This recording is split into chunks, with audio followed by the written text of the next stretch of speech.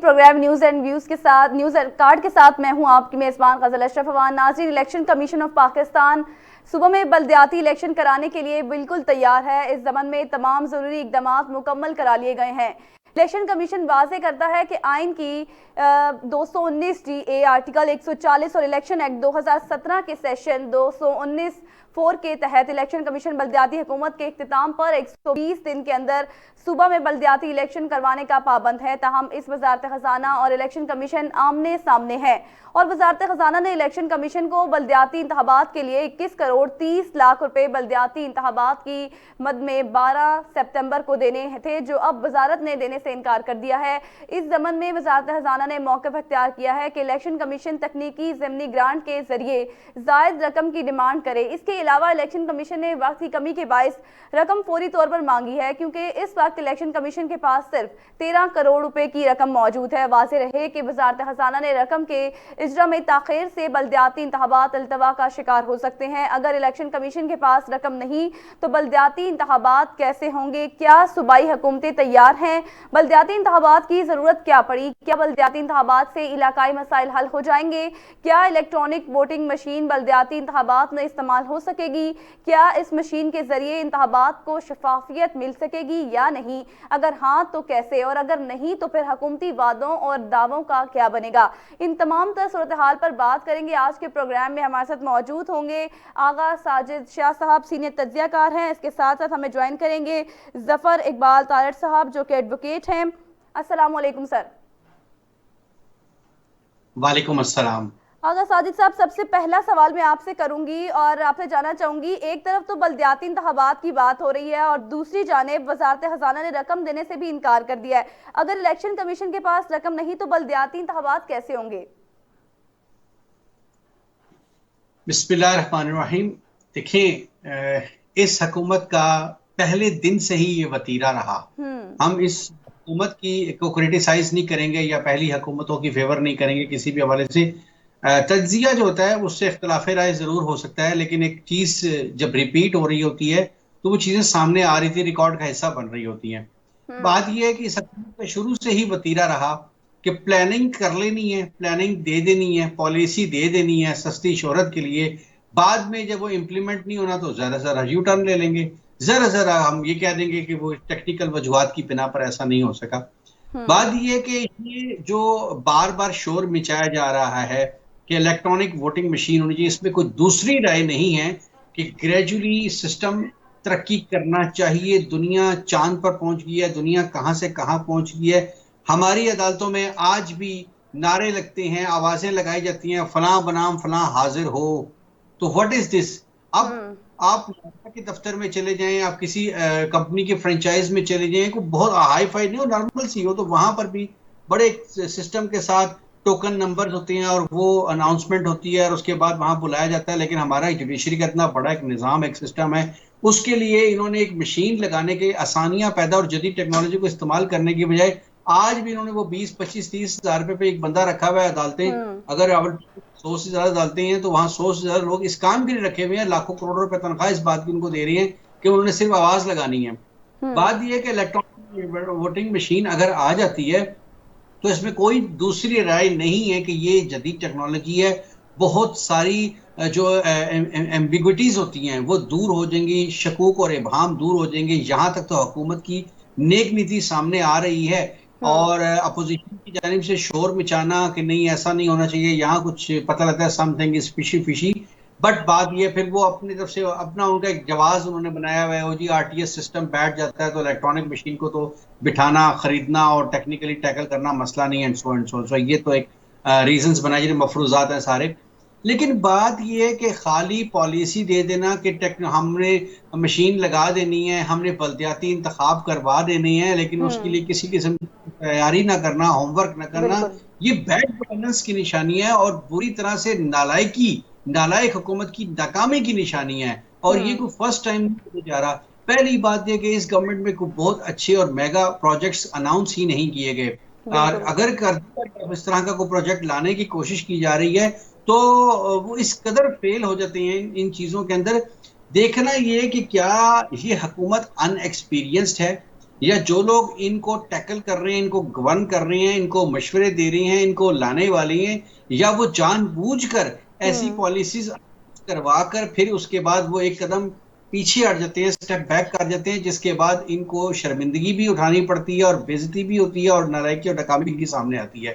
तो मैं अच्छा सर, इस सारे सर वीडियो में हमारे साथ ये मौजूद कहूंगा। है जफर इकबाल तारड़ भी हमारे साथ मौजूद है, उनसे भी जानते हैं। सर सबसे पहले तो आपका बहुत शुक्रिया प्रोग्राम में हमें ज्वाइन करने का, और सबसे पहला सवाल आपसे ये करूंगी कि बल्दियाती इंतखाबात की ज़रूरत क्या पड़ी और क्या इससे हमारे जो इलाकाई मसाइल हैं वो हल हो जाएंगे? बहुत शुक्रिया आपका। मैं अर्ज करता हूँ, जो बल्दियाती इलेक्शन है ये ग्रास रूट लेवल से लोगों को मुंतखब किया जाता है, और ग्रास रूट लेवल पे जितने इश्यूज होते हैं छोटे महल्लों में, गाँव में और देहातों में जी, तो ये इलेक्शन इसलिए करवाया जाता है कि उनके जो मसाइल हैं, आवाम के मसाइल हैं, छोटे इश्यूज हैं, वो उनकी दलील से हल किए जाएं। तो ये बल्दियाती इलेक्शन का बेसिक जो कॉन्स्टिट्यूशन में पर्पस दिया गया उसका ये मकसद है। और इसके साथ साथ जो है ये हमारा आइन जो है उसका आर्टिकल 140 है, उसमें वाज़ेह तौर पर लिखा हुआ है कि गवर्नमेंट की जिम्मेदारी है कि वो एज सुन एज पॉसिबल बल्दियाती इंतखाबात करवाए। जी। अच्छा जफर इकबाल साहब, मुझे ये भी बताइएगा, क्या सूबाई हुकूमतें बल्दियाती इंतखाबात के लिए तैयार हैं? डेफिनेटली तैयार तो होना चाहिए, क्योंकि इतनी देर हो गई है, ये सारे जो सारा सिस्टम है वो ब्लॉकेज हुआ है, और इनको हर सूरत करवाना चाहिए। गवर्नमेंट को, जो जितनी सूबाई गवर्नमेंट है उनको सबको इलेक्शन कमीशन को ऑन बोर्ड लेके, फाइनेंस मिनिस्टर को ऑन बोर्ड लेके इलेक्शन करवाना चाहिए, और इसकी असल जरूरत है। लोगों के मसाइल हल करने के लिए बड़ी इसकी असल जरूरत है। जी।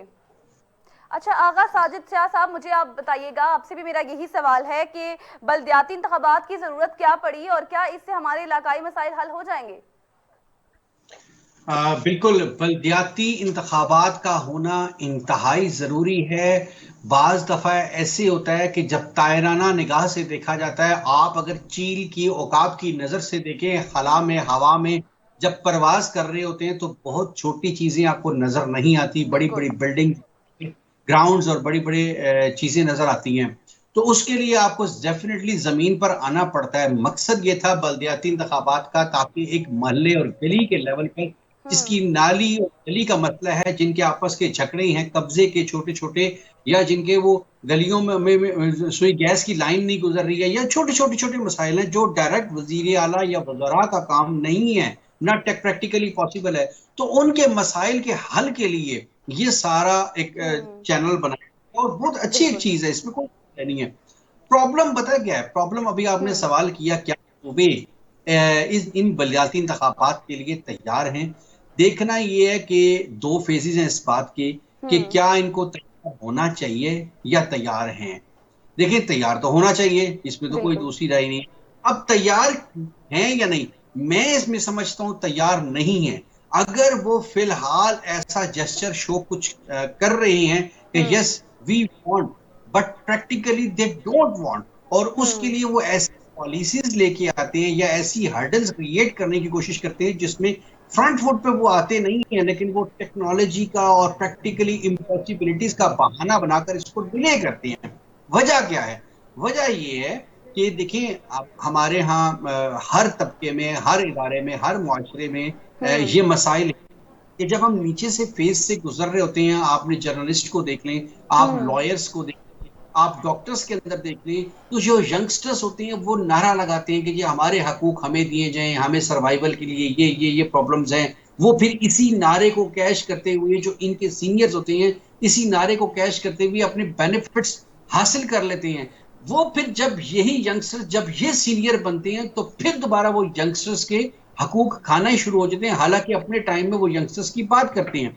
इसी तरीके से ये लोग जो एमएनएज एमपीएस हैं, जब ये नीचे से ग्रास रूट लेवल पे काम करते हैं, यूनियन काउंसिल के लेवल पे चेयरमैन, मेंबर्स, काउंसलर्स बनते हैं, तो उस वक्त तो ये करते हैं कि बल्दियाती इंतखाबात होने चाहिए और मोहल्ले गली के लेवल पर बात होनी चाहिए और उनको हम डायरेक्ट बेनिफिट्स पहुंचाने चाहिए। लेकिन जब ये ग्रूम करती हैं, डेवलप होती हैं ग्रेजुअली, तो ये ऊपर जाके खुद भी इस चीज के मुखालिफ हो जाते हैं। अब वजह क्या है? वो पंचायती इंतखाबात और बल्दियाती नुमाइंदों को किसी सूरत कामयाब होता हुआ देख नहीं सकते। द मेन रीजन, अब आपके सवाल का जवाब है, द मेन रीजन इज के जो फंडिंग होती है, लेट्स सपोज एक एरिया है, उसके लिए कोई 10 करोड़ की अगर ग्रांट हुई है, वो अगर बल्दियाती नुमाइंदे नहीं होंगे तो वो 10 करोड़ रुपए वो उस इलाके के MNA या MPA ने अपनी मर्जी से मिली भगत से खर्च करने, जिसमें से 1 करोड़ 2 करोड़ हो जाएगा, बाकी 8 करोड़ साइड हो जाएगा। ये प्रैक्टिकल रीजन बता रहा हूँ। लेकिन अगर बल्दियाती और यूजुअली तौर पर सर ऐसा ही देखने को भी मिलता है, ये चीज है। अगर यही बल्दियाती जो MNAs MPAs हैं, अगर बल्दियाती इंतखाबात होते हैं, बल्दियाती नुमाइंदे आते हैं, तो वो उनके सब ऑर्डिनेट वो 10 20 30 लोग जो होंगे, जो बल्दियाती नुमाइंदे होंगे, वो उनसे ग्रांट में शेयर मांगेंगे, क्योंकि उन्होंने भी डिलीवर भी करना है, उन्होंने खाना भी है, दोनों चीजें हैं। तो वो जो MNAs MPAs उनको गवर्न कर रहे हैं, उनका शेयर कम हो जाएगा। बिल्कुल, ये कोई छोटी बात नहीं है, प्रैक्टिकली ऐसा ही है। बिल्कुल। अच्छा सर, मुझे ये बताइएगा, इलेक्ट्रॉनिक वोटिंग मशीन, एक चीज और मैं बात करूंगा इसी तरीके से। सेकंड रीजन वो ये है कि अगर मुझे कोई काम पड़ेगा तो मैं अपने इलाके के बल्दियाती नुमाइंदे से कहूंगा कि ये मेरा काम करवा दो। अगर वो नहीं होंगे तो अल्टीमेटली 2-4 रेफरेंसेस को मिला के मैं अपने MPA या MNA को अप्रोच करूंगा, तो मेरी जो वोटिंग होगी वो डायरेक्ट उन तक होगी। लोग वो ये चाहते हैं कि जब ये वोट्स ये डायरेक्ट मेरे पास आएंगे तो मेरा एक हल्का बढ़ जाएगा, मुझे आने वाले इलेक्शंस में फायदा होगा। तो मुझे अगर वो लोग करके देंगे तो मुझे, यानी एक हल्के के अंदर 1000 लोग हैं, वो 1000 वोट मुझे मिलेगा। अगर वो 1000 वोट बल्दियाती नुमाइंदे का होगा तो वो नुमाइंदा मुझे कहेगा, तो मेरी डायरेक्ट एफिलिएशन वोटर के साथ नहीं रहेगी। तो मेरा ये लॉस, इसलिए ये आने वाले इलेक्शन की सियासत होती है कि बल्दियाती इलेक्शंस को लेट किया जाए, डिले किया जाए और खराब। अच्छा सर, मुझे ये बताइएगा, इलेक्ट्रॉनिक वोटिंग मशीन के हवाले से भी बात की जाती है, तो क्या इलेक्ट्रॉनिक वोटिंग मशीन जो है वो इसमें इस्तेमाल हो पाएगी? मेरी जाती राय है, इस वक्त तक तो मुझे ऐसी कोई सिचुएशन नजर नहीं आ रही कि इलेक्ट्रॉनिक वोटिंग मशीन आइंदा आने वाले इलेक्शंस में भी इस्तेमाल हो सके। आप तो इन बल्दियाती इलेक्शंस की बात कर रही हैं, क्योंकि फिर वही बात है, ये तो इलेक्शंस करवाने के हक में नहीं है, इनके नुकसान है इसमें। तो ये इलेक्ट्रॉनिक वोटिंग अगर करवा देती हैं तो उसमें तो बहुत इनको लॉस है। वहां पर उस तरह से 2 नंबरी नहीं हो सकेगी बायोमेट्रिक, ऑल दो कि हमारा जो जुगाड़ी निजाम है पाकिस्तान का, जो ऐसा सिस्टम है, उसमें सिस्टम बाद में आता है, उसका तोड़ करप्शन का पहले आ जाता है, इंट्रोड्यूस करवा लिया जाता है। ऑल दो कि ऐसा है, लेकिन वक्त के साथ साथ चीजें मुश्किल हो रही हैं। जब नादरा नहीं था पाकिस्तान में तो उस वक्त पुराने ID कार्ड्स थे, और वो ID कार्ड्स बनवाना और ठप्पे लगाना, मोहरे लगाना बहुत आसान था। लेकिन अब नादरा के बाद कुछ चीजें हो रही हैं, लेकिन अब कदरें मुश्किल हो गई हैं। इसी तरीके से इलेक्ट्रॉनिक वोटिंग मशीन के बाद इसकी वजह पता है क्या है? सिटिंग गवर्नमेंट में कोई 1 2 4 लोग हो सकता है सिंसियर हो, लेकिन टोला तो वही है ना सियासतदान का, बिल्कुल वही टोला है। तो ये इन्होंने, अगर इस वक्त करप्शन, अगर हो सकता है इनकी पोजीशन बेहतर हो, करप्शन नहीं होनी देनी इलेक्शंस के अंदर, और हो सकता है इस वजह से ये दोबारा जीत जाएं, लेकिन आने वाले टाइम में किसी वक्त भी इनकी पोजीशन कमजोर भी हो सकती है। तो उस वक्त नहीं करनी है ना। अगर इलेक्ट्रॉनिक वोटिंग को इस टाइम इंट्रोड्यूस करवा के एक कर देते हैं सिस्टम को जारी, तो फिर आने वाले टाइम में इनके लिए मसाइल बनेंगे ना। तो वो क्लैरिटी नहीं है। मैं आपको एक और एग्जांपल इस हवाले से दूंगा। आज बार बार कहा जाता है नून लीग की जानिब से, नवाज शरीफ साहब की जानिब से, कि नैब काला कानून है, इसको खत्म होना, इसको हम आएंगे तो हम इसको फौरी खत्म करेंगे। क्यों काला कानून है? इसलिए काला कानून है कि आज आपकी गर्दन पे हाथ है। जब आपकी गवर्नमेंट थी उस वक्त नैब ठीक था, क्यों उस वक्त आपने दूसरों की गर्दन पे इसी पे क्या नैब के कानून के जरिए हाथ रखे हुए थे? तो दीज आर द रीजंस कि जब अपने ऊपर रास्ते रखे हुए होते हैं कि हमने कहां से निकल के जाना है। तो ये मैं नहीं समझता इलेक्ट्रॉनिक वोटिंग मशीन इस अभी, मैं समझता हूं अपकमिंग इलेक्शंस में इस्तेमाल नहीं हो सकेगी, अभी तो बड़ी दूर की। अच्छा, मेरा यही सवाल जफर इकबाल साहब आपसे भी है कि आपके मुताबिक आप क्या राय पेश करेंगे कि इलेक्ट्रॉनिक वोटिंग मशीन बल्दियाती इंतखाबात में इस्तेमाल हो सकेगी? देखें जी, पहले तो जितनी अपोजिशन पार्टीज हैं या जितनी भी लीडिंग पार्टीज हैं उनको ऑन बोर्ड लेना होगा, और जब तक उनकी कंसेंट नहीं आती, जब तक वो विलिंग नहीं होती, तो इसमें बड़ा मुश्किल हो जाएगा। अगर कोई पार्टी इसको बाइकआउट कर देती है कि हम इलेक्शन में शामिल नहीं होंगे, तो फिर इलेक्शन कमीशन के लिए, गवर्नमेंट के लिए मसला बनेगा। तो इसके लिए हमें गवर्नमेंट को चाहिए, इलेक्शन कमीशन को चाहिए कि सारे लोग जो है, जितनी पार्टीज हैं, उनको उनकी कंसेंट लें और फिर इसका ट्रायल किया जाए। जितनी किसी इलेक्शन में किया जाए, उस ट्रायल के बाद अगर पॉसिबल हुआ, अगर उसके रिजल्ट अच्छे आते हैं, तो इसको बलदियाती इलेक्शन में जरूर आजमाना चाहिए।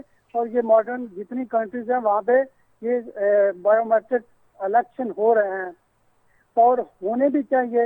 एक तो रिजल्ट जो हैं वो इससे बेहतर आएंगे, और रिजल्ट के साथ साथ जो आवाम की को इतनी लाइनों में लगना पड़ता है, और उसके जो आवाम को वो कास्टिंग के इश्यूज हैं उसमें भी काफ़ी हद तक आवाम को रिलीफ मिल सकता है।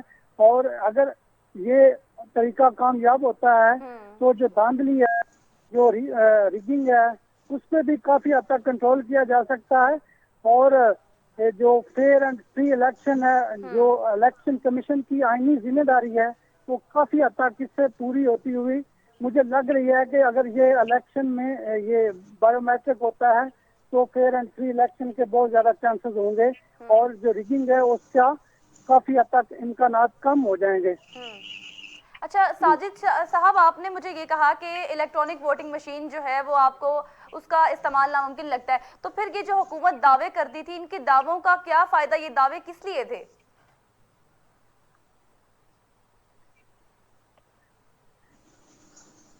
शाह साहब मेरी आवाज आ रही है? सॉरी गजल, मैं आपका सवाल सही तरीके से सुन।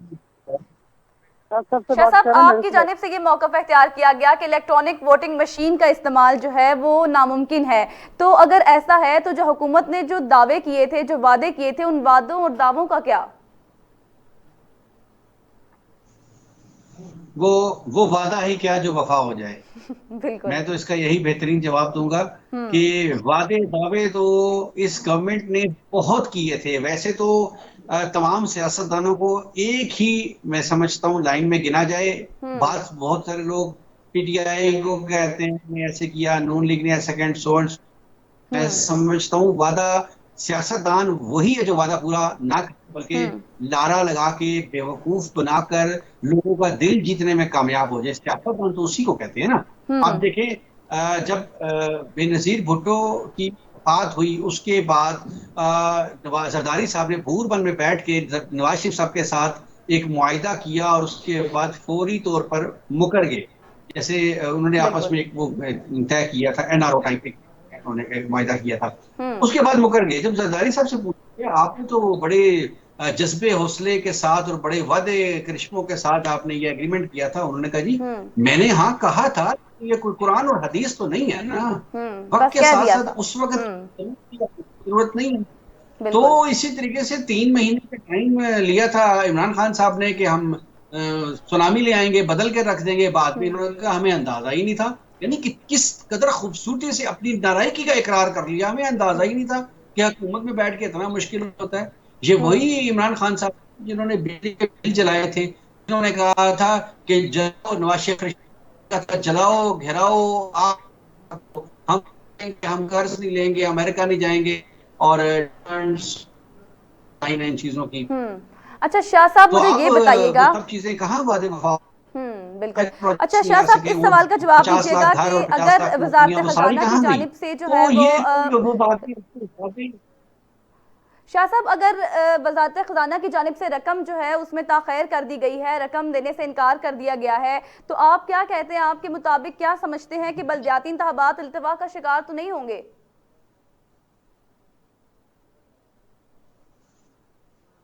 सॉरी, आपकी आवाज नहीं आ रही थी, आप दोबारा बेहतर आ रही है। वजारत खजाना की रकम की जो उन्होंने देने से मना कर दिया, और यहाँ पर आप क्या समझते हैं कि बल्दियाती इंतखाबात जो हैं वो इल्तवा का शिकार तो नहीं होंगे? हाँ देखिए, इसमें ना मैं आपको बता, जहाँ अंडरस्टैंडिंग है इस चीज को, आप पॉलिसीज तो ज़ाहिर है गवर्नमेंट बना रही है। जिस तरह मैंने शुरू में कहा कि हीले बहाने बनाए जा रहे हैं, रोड़े अटकाए जा रहे हैं, किसी तरीके से डिले किया जाए इसको।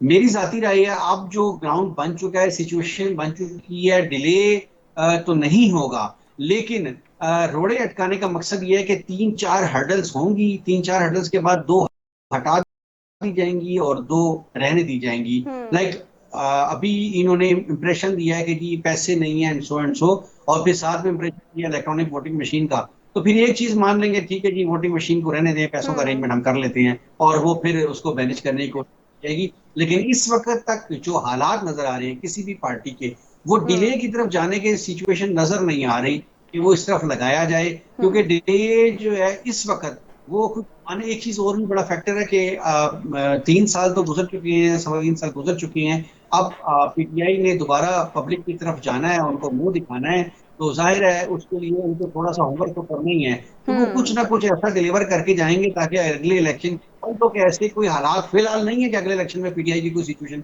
बनती हुई, स्टिल वहां पे तकारीर में कुछ तो कहना है, कुछ प्रोजेक्ट्स का अनाउंसमेंट तो करनी है कि हमने ये किए, तो उसके लिए थोड़ा सा होमवर्क हो रहा है। आई डोंट थिंक सो कि ये लेट होंगे। उम्मीद है, अल्लाह करे, हमारी दुआ है कि ये इलेक्शंस वक्त पर हो जाए। अच्छा जफर इकबाल साहब, आपसे सवाल करना चाहूंगी और आपसे पूछूंगी, आप जैसे एडवोकेट भी हैं, तो क्या वजारत खजाना से फौरी फंड्स की रिलीजिंग के लिए इलेक्शन कमीशन अदालत का रुजू कर सकता है? जी बिल्कुल, हाई कोर्ट की जुरिडिक्शन में आता है।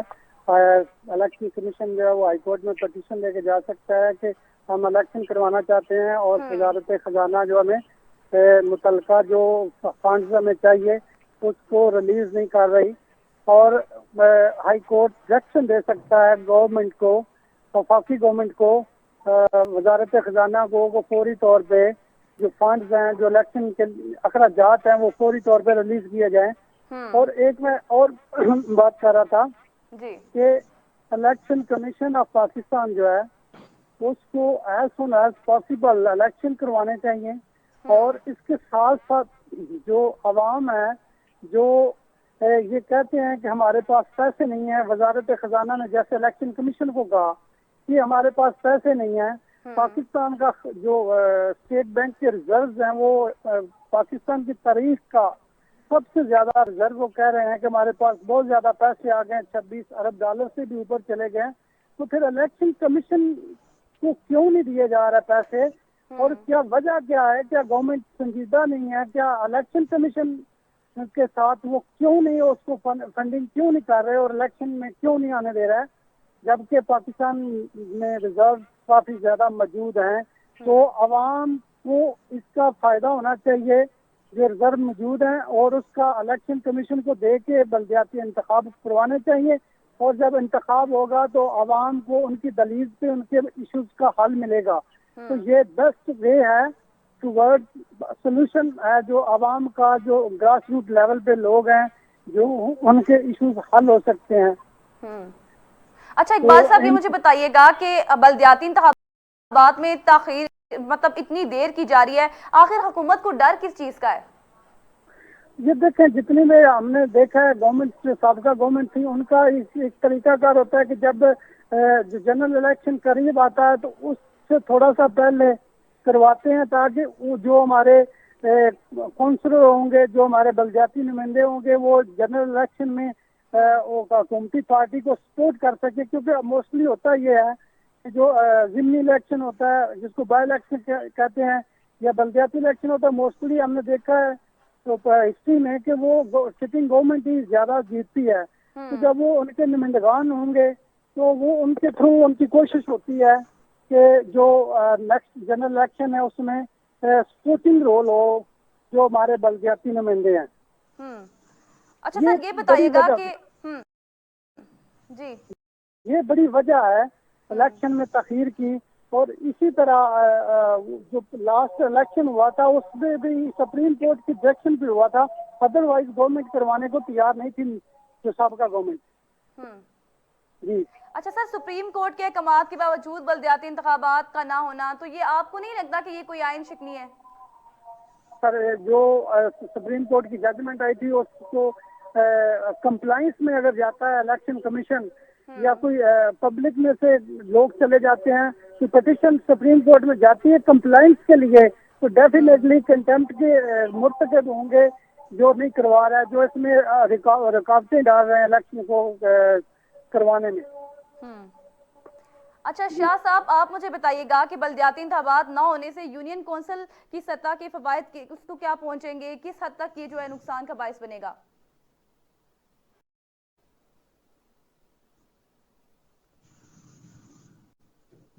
मैं नहीं, नेटवर्क का बहुत शायद आज प्रॉब्लम है, आवाज आपकी कट जाती है। बल्दियाती शाह साहब इंतखाबात मुझे ना ये होने की बताइएगा कि सूरत में बल्दियाती इंतखाबात ना होने से यूनियन कौंसिल सतह तक फवायद कैसे पहुंचेंगे?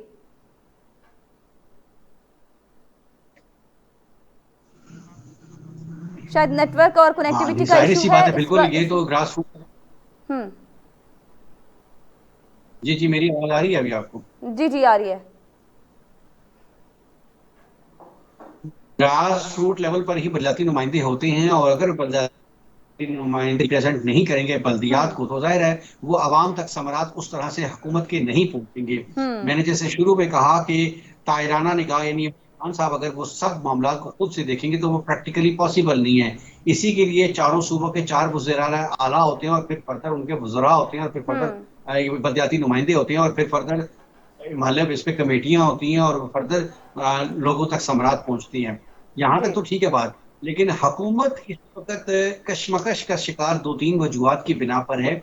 एक तो मैंने जैसे पहले कहा कि हमेशा इलेक्शन कंटेस्ट के वक्त डर खौफ तो होता ही है, हम्म। क्योंकि ये जो बल्दियाती नुमाइंदे अगर इलेक्शन जीत जाते हैं तो उनके पीछे जो 1000, 2, 4, 10,000 के लोग होंगे, उनका जो हल्का अहबाब होगा, अगर इन नुमाइंदों के साथ ये अच्छी तरीके से उनको ग्रांट करते हैं, उनको रिलीफ दे सके, और वो रिलीफ फर्दर आगे आवाम तक पहुंचता है, तो आने वाले टाइम में हुकूमत को इलेक्शन की तैयारी में आसानी हो सकती है, बेहतरी हो सकती है, जैसे मैंने भी शुरू में ये चीज कही है।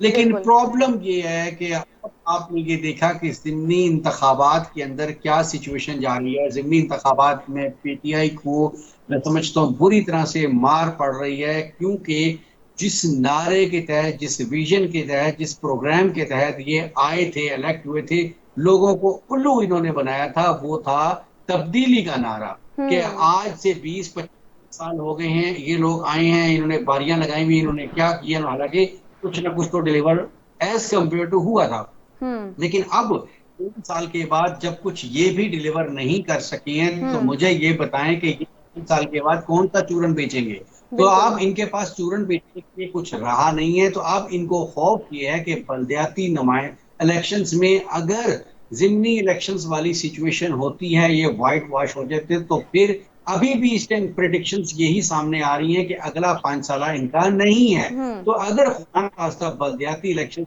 ये लूज कर जाते हैं, तो फिर अगला 5 साल तो क्या, ये फिर व्हाइट वॉश होने का खुदा ना खास्ता, इनका खुदा ना बिल्कुल। खास्ता क्या, यकीनन होंगे जा रही हैं। तो मैं जो आपका सवाल था कि इनको खौफ क्या है, डर क्या है, तो इनको इसी चीज का खौफ है कि अगर हम व्हाइट वॉश हो जाते, अगर ये इलेक्शन नहीं करते, तो हमारा कुछ भरम रह जाएगा, हमारा कुछ पर्दा रह जाएगा, हम कुछ ना कुछ स्पीकिंग, हमको तकारीर करने के काबिल रह जाएंगे। लेकिन अगर अगर ऐसा सिचुएशन होती है तो हमारे लिए बहुत। अच्छा शाह साहब मुझे ये अगर बताइएगा। जी जी, शायद कनेक्टिविटी का प्रॉब्लम है, इस वजह से लाइन ड्रॉप हो गई है। अच्छा जफर इकबाल साहब, आपसे मेरा ये सवाल है कि अब भी अपोजिशन जमातों के पास वजारत खजाना के खिलाफ अदालत का दरवाजा खटखटाने का ऑप्शन है या फिर कुछ और होगा? लेकिन इलेक्शन कमीशन जा सकता है, अपोजिशन जा सकती है, आप जा सकते हैं, मैं जा सकता हूँ, कोई भी जो पब्लिक इंटरेस्ट का मामला होता है वो 183(4) के तहत आप सुप्रीम कोर्ट में जा सकते हैं, और जो पहले उनकी जजमेंट आई हुई है सुप्रीम कोर्ट की, उसकी कंप्लाइंस में जा सकते हैं। कोई भी फरीक जा सकता है, जो पहले पिटीशन का फरीक था उससे जा सकता है, और उनको अपना गवर्नमेंट को डायरेक्शन दी जाएगी सुप्रीम कोर्ट की तरफ से कि आप फौरी तौर पे फंड रिलीज करें, और फिर 4 जो है वो इसका इलेक्शन का इनकार किया जाए। और इलेक्शन का इनकार जो है वो मैं पहले भी चेक कर चुका हूँ कि बहुत हद तक जरूरी है। अवाम के जो ग्रास रूट लेवल के इश्यूज हैं वो इस गवर्नमेंट को, वफाकी गवर्नमेंट को, सूबाई गवर्नमेंट को पता ही नहीं होता, और उनके जो जो लेजिस्लेटर हैं, जो MN MPs हैं, वो अपने हल्के में जाते ही काम है और जाते भी हैं तो बड़े जो घर हैं, जो बड़े लोग हैं, जिनके बड़े बड़े डेरे हैं, उन पे जाते हैं, अदरवाइज ये जाते ही नहीं है। तो इनको जो बिल्कुल ग्रास रूट लेवल की इश्यूज हैं, वो सिर्फ और सिर्फ ये बाई इलेक्शन जो ये बल्दियाती इलेक्शन के जो नुमाइंदगान होते हैं उनको पता होता है, वो उस महल्ले का होता है, वो उस गाँव का होता है। उसके अलावा इनको कोई पता नहीं होता। आम जो दूसरी जो इंतजामिया है, जो एडमिनिस्ट्रेटिव, वो भी अपने दफ्तरों से कम ही निकलते हैं। ब्यूरोक्रेसी तो वैसे अभी तो रिसेंटली जो हम देख रहे हैं, ब्यूरोक्रेसी तो काम ही नहीं कर रही। अगर बल्दियाती निज़ाम होगा तो वो डेफिनेटली उनको अप्रोच करेंगे और इसका हल होगा। जो इश्यूज हैं, और इशू बहुत बेशुमार हैं, जो इतने लेट हो गए इलेक्शन, पहले बड़ी देर हो तखीर होगी इसमें, ये एज सुन एज पॉसिबल होने चाहिए। अच्छा जफर इकबाल साहब, मुझे ये बताइएगा कि बल्दियाती इंतखाबात में जानबूझकर देरी की जा रही है या फिर कोई हुकूमत के हरबे हैं? ऑपोजिशन क्या करेगी?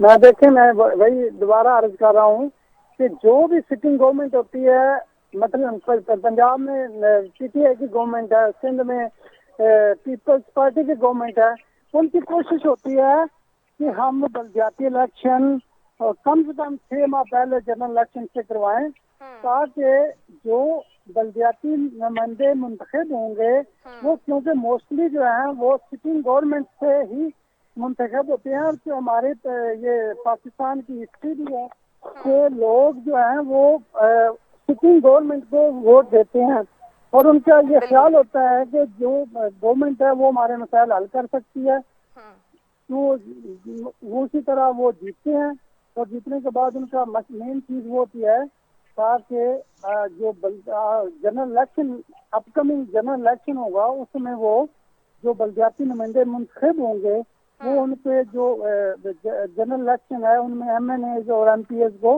वो बड़े सपोर्टिंग रोल अदा करते हैं। इसलिए तखीर की जा रही है, और सारी गवर्नमेंट जो है वो सारी की सारी इसी वजह से तखीर करती है। इसके अलावा और कोई वजह नहीं होती, क्योंकि हर गवर्नमेंट चाहती तो ये है कि लोगों के मसाइल हल हों, लेकिन कोई ये नहीं चाहता कि हमारे जो जनरल इलेक्शन है उसमें जो हमारे लोग हैं वो कम से कम जीते। ये वजह है। बिल्कुल। अच्छा शाह साहब, मुझे ये बताइएगा कि आप क्या समझते हैं, बल्दियाती इंतखाबात में जानबूझकर देरी की जा रही है या फिर ये कोई हुकूमती हरबे हैं? हाँ बिल्कुल, मैं बिल्कुल जफर इकबाल तारड़ साहब की बात से बिल्कुल 100% एग्री करूंगा। उसकी वजह ये है कि आपने कश्मीर में देखा कि कश्मीर में इलेक्शन नहीं होता बल्कि रस्म इलेक्शन होता है, और रस्म का मतलब ये होता है कि फॉर्मेलिटी के तौर पर होता है। जिसकी पाकिस्तान में हुकूमत होती है उसी का इलेक्शन विन होता है। ये हमेशा से एक रिकॉर्ड का हिस्सा है, रिकॉर्ड चला आ रहा है कि इलेक्शंस जरूर होते हैं वहां पे, लेकिन इलेक्शंस फॉर्मेलिटी होती है। तो वहां पर क्यों, क्या रीजन है कि जिसकी जो गवर्नमेंट सिटिंग होगी, आपने देखा लास्ट टाइम नून लीग की वहां पे पोजीशन मजबूत थी, नून लीग की पाकिस्तान में हुकूमत ने विन किया, PTI की तो उन्होंने विन किया। द बेसिक रीजन इज कि इन्होंने सिटिंग गवर्नमेंट के साथ इल्हाक कर कर, वोटर भी यही सोचता है और जो नुमाइंदे इलेक्ट होते हैं वो भी यही सोचते हैं कि हमने वोट, हम इलेक्शन जीत कर आए हैं, हमने जाके डिलीवर करना है। अगर जाके अपोजिशन में बैठना है तो वो सारा टाइम हमने अपोजिशन करते करते हम ना कोई ग्रांट ले सकते हैं, ना कोई किसी किस्म की गवर्नमेंट से फेवर ले सकते हैं। तो हमने इलेक्शन जीतने के बाद इतना पैसा भी खर्च किया, टाइम भी वेस्ट किया, तो हमने पब्लिक को जाके मुंह दिखाना है।